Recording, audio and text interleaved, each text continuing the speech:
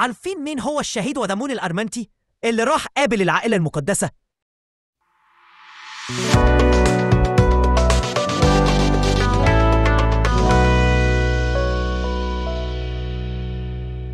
زمان ولما كانت العائلة المقدسة موجودة في مصر كانوا بيعملوا عجائب غريبة لدرجة كل الناس كانت بتتكلم عنهم. وفي الوقت ده كان عايش الشهيد ودمون في محافظة الأقصر، وتحديداً في جبل أبو دغار في مدينة أرمنت الحيط. وودمون كان شخص كويس جداً، لكن كانوا أصحابه بيعبدوا الأوثان.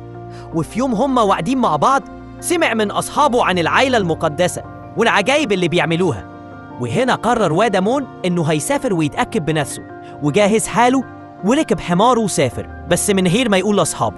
وفي الوقت ده كانت العائلة المقدسة قاعدين في المنيا، ولما وصل هناك قابلهم وسلم عليهم. بس الغريب إن لقى الطفل يسوع بيتكلم كأنه شخص كبير، وقال الطفل يسوع: السلام ليك يا ودمون، انت تعبت قوي عشان تيجي وتتأكد بنفسك من اللي سمعته، وعشان كده أنا هعيش في بيتك أنا وأمي للأبد.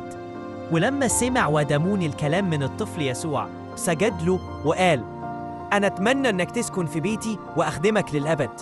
ورد عليه الطفل يسوع وقال: لما ترجع بلدك هتلاقي أصحابك متغاظين منك عشان جيت لي وهيموتوك، بس ما تخافش، أنا هقبلك عندي في ملكوت السماوات. وده اللي حصل.